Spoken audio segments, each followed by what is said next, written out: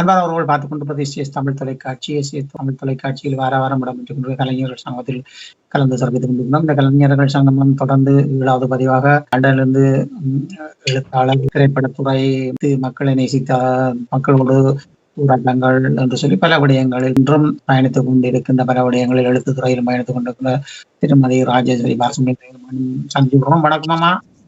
வணக்கம் ஐயா. வணக்கம். பதிவில் நாங்கள் தொடர இருக்கின்றோம். எழுத்தாளராக பயணித்திருக்கின்றீர்கள், கதைகளை பலதை வடித்திருக்கிறீர்கள், அது போன்று மனிதநேய இதழோடும் கலந்து தந்திருக்கிறீர்கள். அத்தோடு நீங்களாகவே வீடியோக்கள் எல்லாம் எடுத்து அதை கொண்டு சென்று மக்களிடையே மட்டுமல்ல அரசாங்கங்களுக்கு அதன் விவரத்தை காட்டக்கூடிய அளவுக்கு காட்டி அதிலிருந்து பல விடயங்கள் மனித உரிமைகள் சமையல் கூட செய்திருக்கின்றீர்கள்.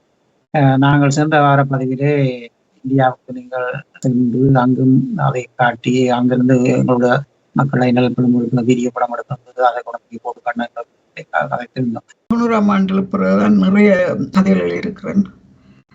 90ஆம் 87ஆம் ஆண்டு இந்த ஃபிலிம் ஃபைனல் இயர் இருந்த காலத்துல தமிழ் ரெஃப்யூஜி ஆக்ஷன் குரூப்ல இருந்து இலங்கை பிரச்சனைகள் ரிஃப்ளெக்ஷன் ஒரு இயக்கத்தோட ஒரு இயக்கம் அடிச்ச சண்டை இதெல்லாம் வந்து எனக்கு அங்கே வேலை செய்ய விருப்பம் இல்லாம வந்துட்டுது. பின் அதோட எனக்கு ஃபைனல் இயர் படிப்போட 3 ஆர்கனைசேஷனுக்கும் தலைவியா இருக்கிறது முடியாத காரியமா இருந்தது. அப்போ நான் அதில் இருந்து விட்டுட்டு இந்த படிப்பை முடிச்சுட்டு பிபிசியில் ஒரு வேலை கிடைக்கும் என்று 2 வருஷம் பிபிசிக்கு நீங்கள் ஒரு திரைப்பட பட்டதாரியாக அல்லது ப்ரோக்ராம் ப்ரொடியூசராக போகிறோன்றால் எவ்வளவோ அனுப்ப வேணும். அதெல்லாம் எழுதி கலைச்சி இப்போ கடைசியாக அந்த காலத்துல இனவாதம் இன்டெரக்டா தான் இருக்கும். அதுவும் நான் ஒரு 3 பிள்ளைக்கு தாயன்றது அவங்களுக்கு தர்ம சங்கடமா இருந்தது. ஒரு ப்ராஜெக்ட் என்னட்டு தந்துட்டு அதை நீ 6 மாத்திரம் முடிக்க வேண்டாம், இவ முடிப்பாவோ இல்லையோன்றா அவங்களுக்கு சந்தேகம் இருந்தது. எனக்கு அது விளங்கிட்டது. அடுத்தது அவங்க what is your program, what is your script என்றால் சினப்சிஸ் என்றால் நீங்கள் என்ன செய்ய போறீங்கன்னு எழுதுறோம். அதை கொண்டு போன உடனே பெரும்பாலும் பெண்களை பற்றி, பெண்கள் கல்வியை பற்றி, பெண்கள் சுகாதாரத்தை பற்றி தான் பெரும்பாலும் இருக்கும். பின்ன அவை எனக்கு சொல்லினோம், why don't you do this, why don't you do that என்று. நான் ஃபிலிம் ஸ்கூலுக்கு போனது பெண்களை பற்றி, பெண்கள் நிலையை பற்றி செய்கிறது தான் போனேன். அகதிகளின் நிலை பற்றி எழுதணும். தமிழ் அகதிகள் மட்டுமில்லை, லண்டன்ல நிறைய அகதிகள் இருக்கிறாங்க. அடுத்தது மனித உரிமை விஷயங்கள்லாம் என்னுடைய முக்கியது. அதெல்லாம் விடுபாடே இல்லை. உங்க அவன் இந்த பிரசாரம் அறிவை செய்ய போறா, ஐ டோன்ட் நோ. எனிவே அது ஈஸி இல்லை. உங்களுக்கு ஒரு ஃபில்ம் மேக்கராக வர்றது ஈஸி இல்லை. அப்போ நான் இன்னொரு வேலை எடுக்க வேண்டிய நிர்பந்தம் வந்துட்டு 2 வருஷமா பிபிசியில் போய் தெரிஞ்சு முடிச்சு கொண்டு இருந்தேன். 2 வருஷமா ஒரே அடியா போக இல்லை. சினப்சிஸ் கேட்டு எழுதி கொண்டு போறது. அந்த நேரம் நான் பார்ட் டைம் வேலை செய்து கொண்டு இருந்தேன். அப்போ நான் வேற மேல் படிப்புகள் படிக்க தொடங்கிட்டேன். திரைப்படத்துறைக்குள் நீங்கள் அதை கற்றுக்கொள்ளும் போது வேணமான சூழ்நிலைகள் உங்களுக்கு அனுபவ ரீதியாக கிடையாது. திரைப்பட பட்டதாரி படிப்பு அது நாவல் எழுதியிருக்கிறேன், ஆங்கில நாவல் எழுதியிருக்கிறேன். அதை படித்து பார்த்தா தானே உங்களுக்கு தெரியும். 85ஆம் ஆண்டு எங்களின் பேட்ச் அதுல என்ன நடந்தென்றால் மிக மிக பிரம்மாண்டமான ஒரு மாற்றத்தை கொண்டு வந்த வருஷம் அது. ஏனென்றால் அதுக்கு முதல் வெள்ளக்காரங்கள் தான் பெரும்பாலும் பிலிம் ஸ்கூல்களுக்கு போறது. லேட் 70லிருந்து எங்கள் போல ஆட்கள் எல்லாம் மனித உரிமைக்கு குரல் கொடுக்க தொடங்கிட்டோம். Representation, black people, Asian people என்ற ரெப்ரசன்டேஷன் எல்லா டிபார்ட்மெண்ட்லையும் இருக்க வேணும். இப்போ மீடியாவில் இருக்க வேணும். கொலிச்சியில எல்லாம் அவங்க தான் டீச்சர்ஸ் அப்படி இப்படி எல்லாம். அப்போ அந்த காலகட்டத்தில் 60ஆம் ஆண்டு வந்தவே இந்த பிள்ளைகள் எல்லாம் படிச்சு கம்பீட்டிங். இப்போ டாக்டர்ஸ் எல்லாம் வர தொடங்கிட்டாங்க. யூனிவர்சிட்டியில் லெக்சராக வர்ற அளவுக்கு செகண்ட் ஜெனரேஷன் வர தொடங்கிட்டது. அப்போ இவைக்கு வேறு வழியில் எங்களையும் திரைப்படத்துக்குள்ள எடுக்கிற வேண்டிய நிர்பந்தம். இதெல்லாம் எங்கள் போல ஆட்கள் செய்த இந்த ஈக்குவாலிட்டி ஃபார் எவ்ரிபடி என்ற கம்பெயின். நான் சொன்னேன் தானே அன்றைக்கு இந்த ஆன்டி ரேசிஸ் கம்பெயின் நாங்கள் 80ஆம் ஆண்டுகளில் நிறைய செய்து நாங்கள் உண்டு. அப்போ நாங்கள் தான் இந்த முதலாவது batch ethnic minority international students மாதிரி தான் இருந்தது. அப்போ அங்கே போனோடனே அந்த சேலஞ்சஸ் ஆர் வெரி ஹெவி. அந்த கதையை நீங்கள் படித்தா அந்த நாவல் இங்கிலீஷில் இருக்குது, அது தமிழ் எழுத இல்லை. நான் அது படித்தாதான் தெரியும். இட்ஸ் நைட்மேர் தான் சொல்லணும். 3 வருஷம் அவ்வளோ கஷ்டம் ஃபிலிம் காலேஜில் படிக்கிறது. அது பிரிட்டிஷ் ஃபிலிம் காலேஜ்னா மிக மிக கஷ்டம். இதை ஹிஸ்ட்ரி படிக்கணும். அடுத்தது அவங்க தர அந்த ஃபர்ஸ்ட் டேர்ம்லேயே உங்களுக்கு 5 நிமிஷம் டாக்குமெண்ட் செய்ய என்று 4 பேரை பிடிச்சி விட்டுருவான். 4 பேரும் ஒரு ஆள் கதை எழுதணும், ஒரு ஆள் கேமரா செய்யணும், ஒரு ஆள் லைட் எடுக்கணும், மற்ற ப்ரொடக்ஷன் லைன் பார்க்கணும். அந்த ஸ்கில்ல படிப்பிச்சு தொடங்கிடுவாங்க. இந்தியாவில் அப்படி இல்லை, பழகித்தான் ஒரு ஆளை பார்த்து ஒரு ஆள் செய்கிற அப்படி இல்லை.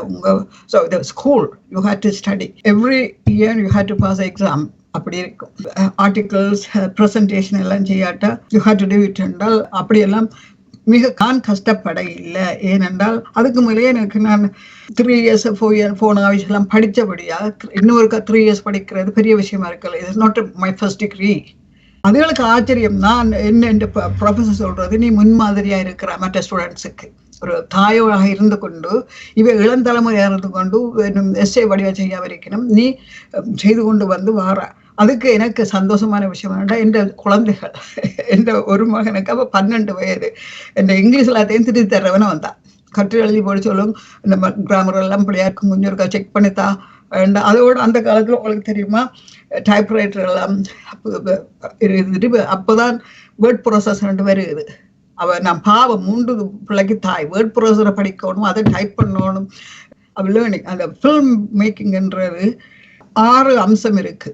ஒன்று you start with the story, இந்த ஸ்கிரிப்ட் ரைட்டிங் அதே ஒரு கதையை என்னண்டு படைக்கு திரைக்கதை எழுதுறது. அதுக்கப்புறம் அந்த கதையை எப்படி கொண்டு வர்றாங்கன்னா அது லைட்டிங் எப்படி இருக்க போகுது, சவுண்ட் எடிங் இருக்க போகுது, அதெல்லாம் பார்க்கணும். எங்கெங்கே இருக்க போகுது, எங்கெங்கே செய்ய போகிறோம் அந்த படம், லொக்கேஷன்ஸ்லாம் நீங்கள் பார்க்கணும். அதுக்கப்புறம் என்ன மாதிரி ஆக்டர்ஸை நீ செலக்ட் பண்ணணும். அப்போ டிரெக்ஷன் எந்த மாதிரி செய்வேன். அப்போ 6 இருக்கு. அதில் எனக்கு சவுண்ட் எடிட்டிங் தலையிடி. சவுண்ட் எடிட்டிங்னா சும்மா இல்லை, 4-5 விதத்தில் எடுக்கணும் வேண்டாம். நீங்கள் சவுண்ட் என்றால் நானும் நீங்கள் கதை கேட்க எங்களோட குரல் மட்டும் இல்லை, வெளியில் இருக்கிற ஹீசிங் நாய்ஸும் இருக்கும். இப்போ 2 கேரக்டர் ரோட்டால் எடுத்து கொண்டு போனால் அந்த ரோட்டால் எத்தனையோ நாய்ஸ் இருக்கும். அப்போ யூ ஹேட் டு ரெக்கார்ட் அது separately. So you had to mix with it. அதெல்லாம் செய்யணும் செப்பரேட்லி இல்லை. ஆனால் அந்த எடிட் பண்ணிக்க you had to be very careful. அந்த லைட்டிங்ன்றது லைட்டிங் எனக்கு பெரிய பிரச்சனை. கேமரா லைட்டிங் எல்லாம் நான் பிரச்சனைப்பட இல்லை. அடுத்தது எல்லாருக்கும் எங்களை சந்தோஷம் ஸ்கிரிப்ட் ரைட்டிங். கதை எழுதுறதுல நான் ஒரு பிரச்சனையும் பட இல்லை. ஸ்கிரிப்ட் ரைட்டிங் எனக்கு ஈஸியாக இருந்தது. அது 2ம் இது கேமராவு 3ம் எனக்கு பரவாயில்லை. நான் எனக்கு தலையீடு தந்தது இந்த எடிட்டிங் இன்றைக்கு மாதிரி இல்லைப்பா. அந்த காலத்தில் எடிட்டிங் இருந்தால் நீங்கள் எடிட்டிங் ரூமில் இருந்து உங்களுக்கு ஒரு குறிப்பிட்ட டைம் தான் தருவேன். அப்போ எனக்கு சின்ன குழந்தை என்ற மகன். இப்போ நான் கேட்டேன், shall I bring my son please. சாட்டர்டேயில் நாங்கள் ஒரு 2 hours 3 hours எங்களுக்கு தருவாங்க. அப்படின்னா as long as they don't, he doesn't give trouble to other editors அடுத்த ரூமுக்கு, he will very good boy. என் சின்ன மகனை எடிட்டிங் ரூமில் கொண்டு வச்சுட்டு அவர்கள் இருந்து விளையாடுவார். பின்ன நான் எடிட்டிங் பண்ணுவேன். இதெல்லாம் எங்கள் ஃபிலிம் காலேஜில் பெரிய விஷயம். என்ன மீட்டிங்கில் சொல்லுவார் அவர், இவ்வளவு டெடிக்கேஷனாக இந்த அம்மா செய்கிறா பார்த்தீங்களா, ராஜேஸ்வரி டெடிக்கேட்டட். அப்போ அந்த நேரத்தில் நான் 3 ஆர்கனைசேஷனுக்கும் தலைவிப்பா. அவர் சொல்லுவார், 3 பிள்ளைகளுக்கு தலைவி, 3 ஆர்கனைசேஷன் தலைவி, 3 வருஷம் படிப்பு தலையில் வச்சுக்கணும், உங்களுக்கு எக்ஸாம்பிளாக இருக்கிறான்னு சொல்லுவார். மிக கஷ்டம். என் குழந்தைகள் இல்லைன்னா நான் செய்திருக்க மாட்டேன். அவங்கள்தான் என்ன பெரியவர் வந்தார், அவர் தான் கிண்டல் பண்ணுறவர். டூ த ஹோம்ஒர்க் எங்களை திட்டைக்க நாங்கள் ஓடிப்போ செய்கிறோம். உங்களை டூ த ஹோம்ஒர்க் ஒருவரும் சொல்ல இல்லை என்று கொண்டு நீங்கள் என்ன செய்கிறீங்களேன்னு கேட்பார். So it was hard but very interesting. I'm so glad, I'm really happy. அதை நான் ஃபிலிம் செய்து நன்று. ஆனால் அது தொடர இல்லையண்டு துக்கம். திரைப்படத்துறையில் நீங்கள் படித்ததன் பின் இந்தியாவுக்கு சென்றிருந்த போது கூட நீங்கள் திரைப்படத்துறைக்குள் உங்களை உள்வாங்குவதற்கு இந்திய கலைஞர்கள் அல்லது நீங்கள் சந்தித்தவர்கள் உங்களை? பாலுமகேந்திர உடனடியாக மீட் பண்ணவர். பிகாஸ் அவர் இலங்கையிலிருந்து முதலாவதாக ஒரு வெளியில போய் ஃபிலிம் படித்த தமிழன் அவர் நினைக்கிறேன். அப்போ அவருக்கு நில பெருமை, முதலாவது பெண்மணி திரைப்படம் படித்த பெண்மணி என்று. பின்ன கூப்பிட்டு நிறைய இடங்கள் எடிட்டிங் அது இதெல்லாம் நான் இந்தியாவுக்கு போயிருக்கிற நேரம் I spend so much time with Balu Mahendra. அடுத்தது சுயாதா. நிறைய எதிர்பார்த்தவை. ஏனென்றால் ஒரு பெண் இங்கிலாந்தில் டிகிரி செய்கிறா, எவ்வளவு செய்ய போறான்னு எதிர்பார்த்தவை. துக்கமாக இருந்தது கடைசியா பாலுவுக்கு. நான் சொன்னேன் ஐ கேன் டூ இட். அதோட அங்கே இந்தியாவில் படம் எடுக்கிற ஒரு ஐடியான்னு தந்தாங்க. நான் உங்கள் இந்தியாவில் படம் எடுக்க கோடி கோடியாக கட்டோடும், அதெல்லாம் என்கிட்ட இல்லை. இந்த மாதிரி எனக்கு ஒரு விருப்பம் இல்லை. அவன் பாடிக்கொண்டு திரிகிற கதையெல்லாம் அதெல்லாம் இல்லை. நான் டாக்குமெண்ட்ரி எடுக்கிறது தான் நான் படித்தேன். நான் என்ற வேற லாட்ஸ் ஆஃப் திங் இந்த வேர்ல்டுக்கு சொல்ல இருக்குது. இவ்வளவு அழகான உலகம் இந்த உலகம். கலையை பற்றி, இலக்கியத்தை பற்றி, பெண்களை பற்றி, சுகாதாரத்தை பற்றி, சூழ்நிலையை பற்றி எல்லாம் படம் எடுக்கணும்னு எனக்கு விருப்பம். நீங்கள் கொமர்ஷியல் படம் எடுக்கிறீங்கள், நான் அதில் இல்லை. அப்போ உண்மையா நீங்க நம்ப மாட்டீங்கள், ஒரு 6-7 வருஷம் நான் அந்த ஆசையை விட்டுட்டு வேற படிப்பு படிச்சு வேற உத்தியோகம் எடுத்த பிறகு இந்தியாவுக்கு போன உடனே சுயாதா சொல்லுவார், can you do some 10 minute program கேட்பார். உண்மையான அன்பு அண்ணன் மாதிரி அவர் எனக்கு. பாலு, வியாலக்கன் சிஸ்டர்ஸ் பிரதர்ஸ், பெருமை அவருக்கு. இப்போ நான் இதெல்லாம் சொல்லுவேன் என்னென்னு. அவரும் படித்தபடியா நாங்கள் சேம் லாங்குவேஜ் இன் சென்ஸ். அங்கே நான் இந்த ஃபிலிம் வேர்ல்டை பற்றி பின்ன நிறைய வானுமதி, he's a director, he's a artist, he's a actor, director, singer, multi talented. And also she was in academy head டிபார்ட்மெண்ட்டாக இருக்கிறாங்க நான் போய்க்க. அண்ட் ஆல்சோ நிறைய ஃபிலிம் ஷூட்டிங் எல்லாம் பார்த்தேன் நான் பாலுவோட. Because how they do it. And ஐயோ நாங்களெல்லாம் அப்படி செய்தா ஆக்டர்ஸ் எங்களை திட்டுங்க, நாங்கள் அப்படி செய்யலாது. There are certain way of doing it. அங்கே அப்படி இல்லை, எல்லாரும் வந்து கையிலட்டி கொண்டு கெஞ்சு அப்படி இல்லையே. எங்கள் ஃபிலிம் ஆக்டிங் ஸ்கூலில் படித்தாக்கள் தான் பெரும்பாலும் ஆக்டராக வருவாங்க. அப்போ வித்தியாசங்கள்லாம் இருந்தது. ஸோ இந்த 2-3 வருஷங்கள் மிக இன்ட்ரெஸ்டிங்கான டைம், துக்கமான டைம். என்னென்னா அங்கே இருந்தவே எதிர்பார்த்தவே, நிறைய என்ஜாய் எதிர்பார்த்தவே. இந்தியாவுக்கு போகிற அந்த நேரத்தில் கோவஞானியாக விளங்கிட்டு 85ஆம் ஆண்டு ஃபிலிம் ஸ்கூலுக்கு போனோடனே இலக்கிய தமிழ் எழுதுறதை விட்டுட்டேன் நான். என்னென்றால் முழுக்க ஆங்கில உலகம். அப்போ நான் இந்தியாவுக்கு போயிருக்கேன். சொன்னார், ஐயா அம்மா நீங்கள் எழுதுகிற விஷயங்கள் வித்தியாசமானவை, உங்களை போல வேறு பெண்கள் எழுத போகிறே இல்லை, அவ்வளோ தைரியம் கணவருக்கு இல்லை. அவர் அப்படி சொல்லியிருக்காட்டா நான் தமிழ் எழுத்த விட்டுருப்பேன் 85ஆம் ஆண்டு. அதுக்கு பிறகு வந்த உடனே எழுத தொடங்கினேன். அதோட ஐரோப்பிய இலக்கிய உலகம் வித்தியாசமாக இருந்தது. எங்களின் அருமையான இளம் தலைமுறை இலக்கிய சந்திப்பு, பெண்கள் சந்திப்பு, அந்த கூட்டம் இந்த கூட்டம் நிறைய வச்சாங்க. அதெல்லாம் தமிழ்களில் ஐயா நூற்றுக்கணக்கான கதைகள் இருக்கிறேன் ஐயா. எங்களோட புலம்பெயர் வாழ்க்கையை பற்றி, அகதிகளை பற்றி, பெண்கள் நிலையை பற்றி, அடுத்தது இங்கே வந்து ஆக்களையால் கொடுப்படுத்துகிற பற்றி, இங்கே வந்து ஜீவனம் பார்க்குறத பற்றி, இங்கே வந்து எல்லா எங்களோட சமுதாய கண்ணோட்டத்தோடு எழுதியிருக்கிறேன். ஆங்கிலத்திலையும் தமிழ் எழுதியிருக்கிறேன். தமிழ் டைம்ஸில் இங்கிலீஷில் கதைகள் எழுதியிருக்கிறேன். படத்தோட போனபடியா இலக்கியத்தை விட்டு இல்லை. அப்போ இலக்கியத்தை படத்தோட வந்தபடியாக தான் இந்தியாவுக்கு போகிறேன். அங்கே போய் நிறைய ஆட்களை மீட் பண்ணுறேன். இலக்கியத்தை கண்டினியூ பண்ணுறதுக்கு இன்னும் ஒரு சான்ஸும் வருது. அப்போ கோவஞானி ஐயாவோட சேர்ந்து இப்படியெல்லாம் செய்யக்குள்ள அவர் சொன்னார், பெண்களை உற்சாகப்படுத்துறீங்கள் என்றால் சோமங்கல் அவார்டு, ஸ்ரீலங்காவில் சாகித்ய அகாடமி எல்லாம் அந்த காலத்தில் எனக்கு கிடைச்சது. பெண்களுக்கு நீங்கள் உதவி செய்யணும்னு சொன்னால் இந்தியாவில் 10 years சிறுகதை போட்டி நடத்தினேன் ஐயா பெண்களுக்காக, எந்த காசு கொடுத்து. அது கோவஞானி ஐயாவை நானும் செய்தது. ஏனென்றால் நான் காசு கொடுக்குறது தான் செய்கிறது. ஆனால் அவர் தான் அந்த கதையெல்லாம் எடுத்து அந்த ப்ரொஃபஸர்ஸை கூப்பிட்டு அவையெல்லாம் 4-5 ப்ரொஃபஸர், டெடிக்கேட்டட் ப்ரொஃபஸர்ஸ் அவையெல்லாம் செலக்ட் பண்ணி அப்போ ஒவ்வொரு வருஷமும் போய் அந்த பெண்களுக்கு பரிசு கொடுத்து அதெல்லாம் செய்து கொண்டு இருந்தேன் நான். அப்போ இலக்கியத்தை நான் ஒரு நாளும் விட இல்லை. 85ஆம் ஆண்டு அகதிஸ்தாபனம், வீடாய்ப்பு திட்டம், ஹியூமன் ரைட் எல்லாம் சேர்ந்து தலைவி அதெல்லாம் அந்த எழுத்து, தமிழ் எழுத்து இல்லை இங்கிலீஷில் எழுதணும் ரிப்போர்ட்ஸ் எல்லாம். அப்போ இங்கிலீஷுக்குள்ளேயே போயிட்டு இருந்தேன். அப்போ இருந்து கதை எழுத நேரம் இருக்க இல்லை. ஆனால் இந்தியாவுக்கு போனது அது ஒரு திருப்பத்தை தந்தது. ரெண்டாவே எதிர்பார்த்தாங்க நான் எழுதணும்னு. அப்படி அருமையான நான் மனுஷர்களை மீட் பண்ணியிருக்கிறேன் இந்த வாழ்க்கையில். உதவி செய்திருக்கிறாங்க. அவை இந்தியராக இருக்கலாம், இலங்கையாக்களாக இருக்கலாம். என்ற இலக்கியத்துக்கு நிறைய உதவி செய்தவே நான் தயங்கி கொண்டிருந்த நேரம் உதவி செய்தவேன்னு சொல்கிறேன். இந்தியா டுடேயில் நிறைய எழுதியிருக்கிறேன். அதெல்லாம் வித்தியாசமான கதைகள். நம்ப மாட்டீங்களா ஐயா, 24ஆம் தேதி அமெரிக்காவில் இருக்கிற ஒரு இன்டர்நெட்டுக்கு ஒரு கதை போட்டேன். இணையதளத்துக்கு இப்போ சிறுகதைகள்.com கேள்விப்பட்டிருப்பீங்க. இன்றைக்கு 700 மக்கள் வாசிச்சிருக்கிறாங்க 3 நாளில். அப்போ எந்த கதைக்கு எப்போவும் ஒரு இடம் இருக்குது. அவங்களுக்கு என்ன தெரியுமா, வெங்கிருந்து வந்தவ இப்போ இருக்கிற என்ன ரைட் பண்ணுறேன்னு. இப்போ செவ்வாய் கிரகம் ஹோமான்னு ஒரு கதை எழுதுறேன் நான் 2 months முதல். அறிவியல் கதைகள் என்று போட்டிருக்கிறாங்க. 4000 மக்கள் வாய்ச்சிருக்குதுகள்.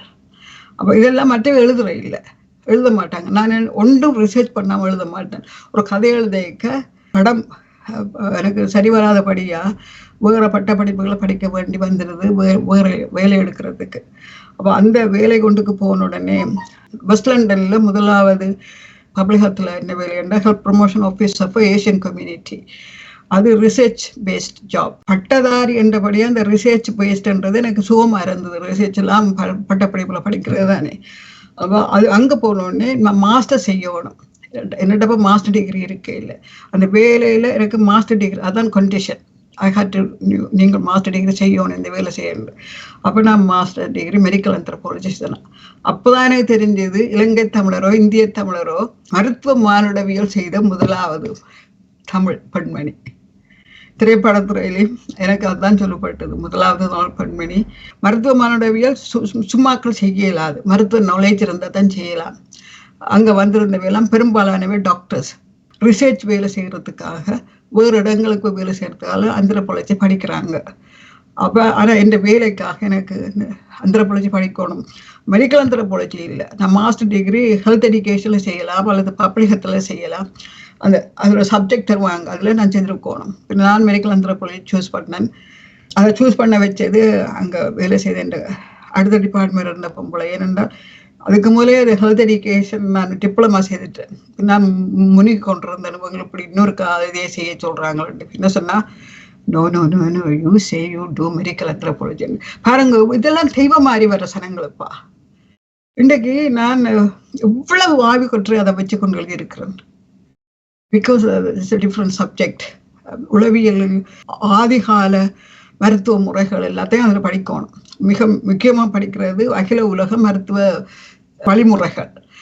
ஏன் ஆயுர்வேதிக் இந்த மாதிரி இருக்குது, சித்தா வைத்தியம் இந்த மாதிரி இருக்குது, அக்யூபங்க்சர் எப்படி இருக்குது, யுனானி மெடிசன் எப்படி இருக்குது.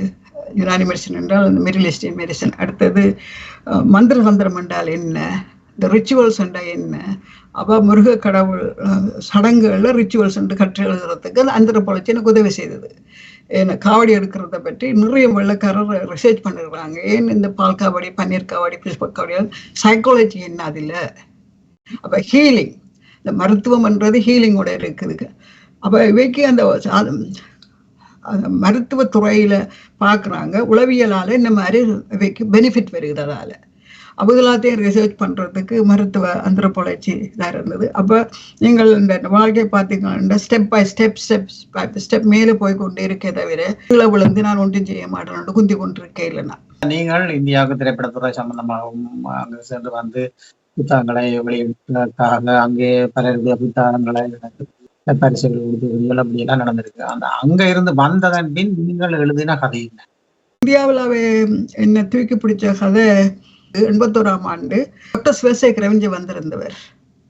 அப்போ டாக்டர் சிவசேகரமும் இவரும் சேர்ந்து தில்லியாற்றங்கரை கதை, எங்களோட ஊர் கதையை நான் சொல்லிக்க இவ்வளவு அருமையான விஷயங்களை சொல்றாங்க. கதையை எழுதி சொல்லுங்க, நான் சொல்ல எழுதுறேன். நான் நீங்க சொல்லி நான் எழுதி ஆக்களோட சண்டை பிடிக்க வேண்டிய கிடக்குன்னு வேற சொல்லுவேன்.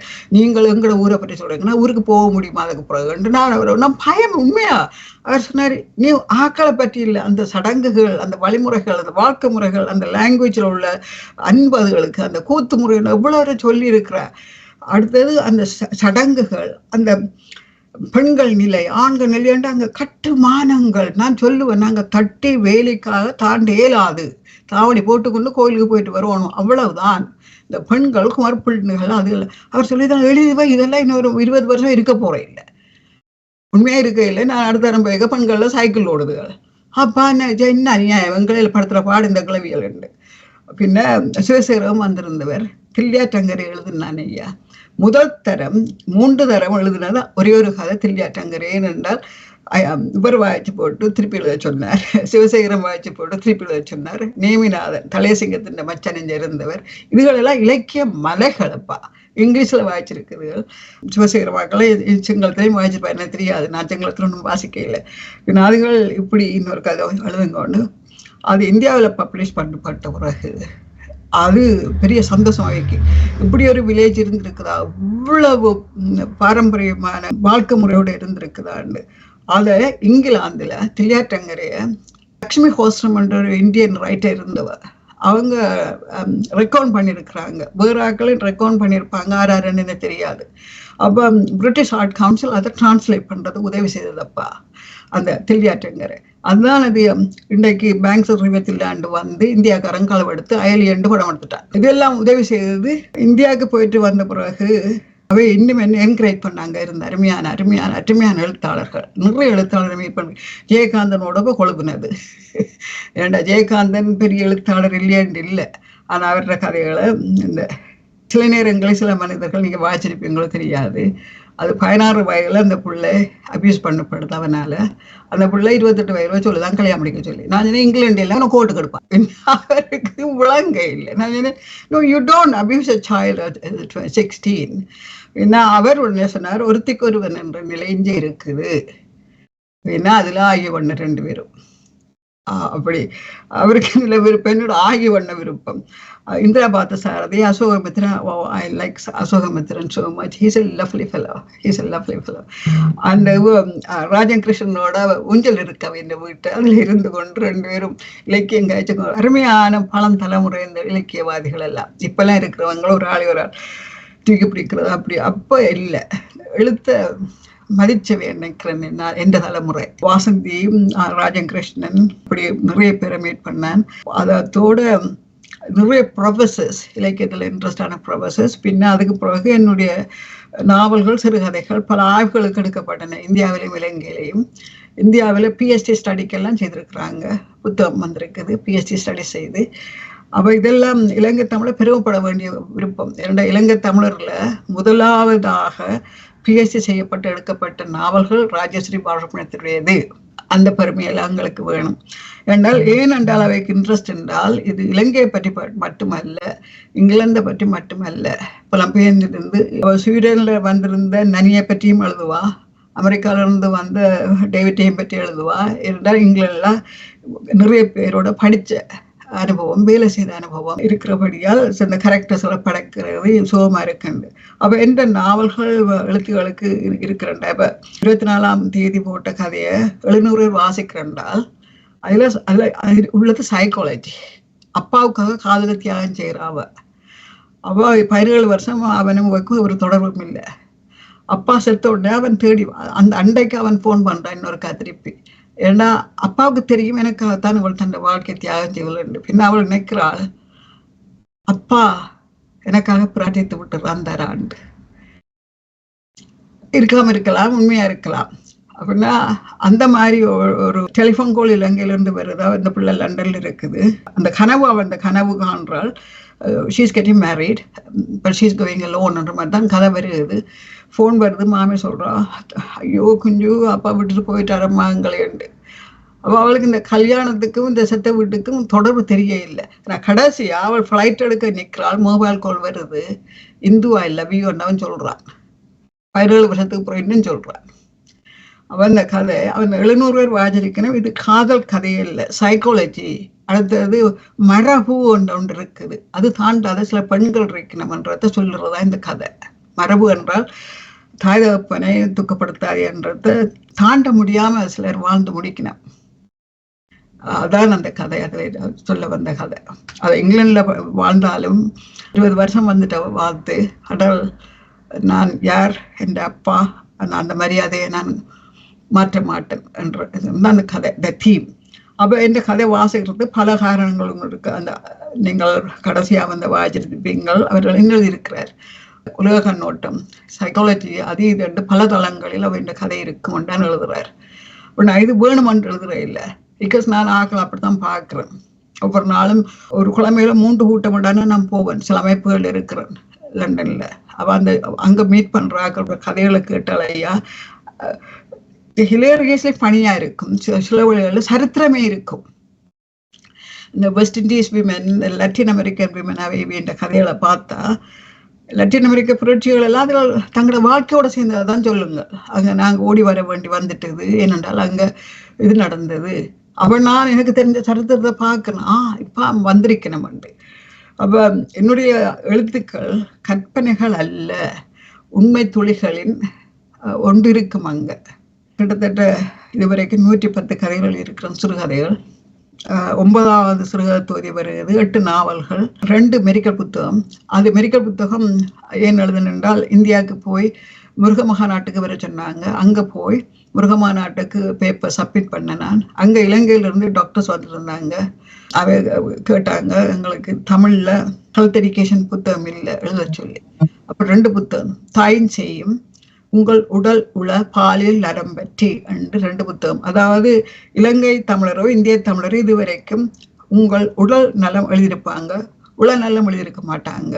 பாலியல் நயம் கடைசி வரைக்கும் இருக்க மாட்டாங்க. அப்ப நான் 3 சேர்த்து எழுதினேன். அந்த தாயின் செய்யும்ன்றத இலங்கையில பெண்கள் அது முக்கியமான புத்தகம் பார்க்கிறது. அது இப்ப பிரஸ்ல இருக்கோ தெரியாது. இந்தியாவில் 2ஆம் தரம் பிரசுரிக்கப்பட்டிருக்குது. அடுத்தது இன்றைக்கு இந்தியாவில் 3 தொகுதியாக என்னுடைய கட்டுரைகள் யூனிவர்சிட்டிகளுக்கு நான் கொடுத்த பேச்சுக்கள் பிரசன்ட் பண்ண பேச்சுக்கள் எல்லாம் 3 கட்டுரை தொகுதியாக வருது.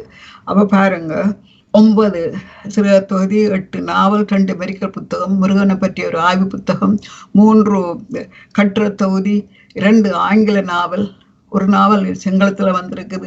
இவ்வளவெல்லாம் செய்கிறது என்றால் பெரிய விஷயம் அப்பா. கேட்டுக்கொண்டிருக்கவே நீங்கள் இவ்வளவும் செய்ய வேணும் என்று சொன்னால் ஒரு மனத்திடம் சொன்னேன் இல்லையா, ஒரு நிமிஷத்தையும் வீணாக்க மாட்டேன். மனத்திடத்தின் அடிப்படையில் மற்றும் உங்களோட கணவர் பிள்ளைகள் எல்லாம் அதற்கு அதில் வழங்கி இருக்கின்றார்கள். எழுத்தாளர்கள் மிக சிறப்பாக நீங்கள் பல பணிகளை நல்ல திறமைகளை நீங்கள் வளர்த்து கொண்டதன் மூலமே உங்களுக்கான இவ்வளவு ஆற்றல் வந்திருக்கின்றது. மிக சிறப்பாக இருக்கின்றது. தமிழ்ல நாங்கள் உங்களுடைய பதிவை எடுத்துக்கொண்டு மனத்தெளிவு இருந்தால் ஒரு நல்ல பேப்பர்லாம் நீங்க சித்திரம் வரையலாம்.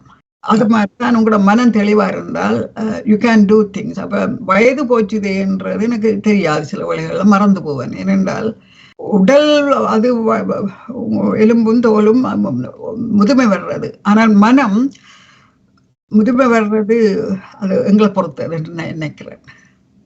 நீங்கள் கூறுவது மனம் நாங்கள் எந்தவித சலனம் இல்லாமல் எங்களுடைய பணிகளை செய்து கொண்டிருக்கின்ற போது, அதுவும் கலைஞராக இருக்கின்ற போது, கலைஞர்களுக்கு தங்களுடைய பணியை செய்து கொண்டிருக்கின்ற போது அதே ஒரு சிறப்பாக இருக்கும். அது அந்த கலை என்பது மனதை இன்னும் மகிழ்வாக வைத்திருக்கக்கூடிய, அதுவும் விரும்பிய பகுதியில் விரும்பிய துறையில் என்பது கூட உண்மையிலே அதுவும் அது தான். அந்த கலை நீங்கள் கலை ஒரு பக்கம் அல்ல, நீங்கள் கலை திரைப்படத்துறைக்கு பணியாற்றியிருக்கிறீர்கள், அது சம்பந்தமாக படுத்திருக்கிறீர்கள், துறைக்குள்ள பணியாற்றியிருக்கிறீர்கள், மருத்துவத்துறைக்குள்ள பணியாற்றியிருக்கிறீர்கள்.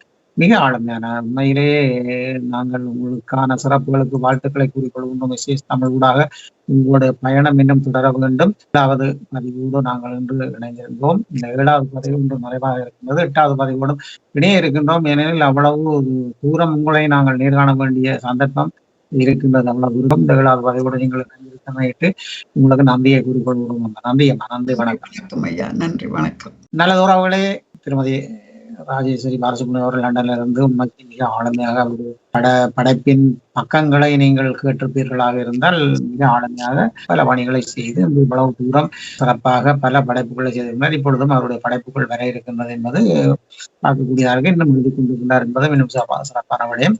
7வது பதிவோடு இணைந்திருக்கிறோம். நாங்கள் 8வது பதிவோடு இணைந்து கொண்டோம். உங்களுக்கு நன்றி. அடுத்த பதிவோடு இணைந்தோம்.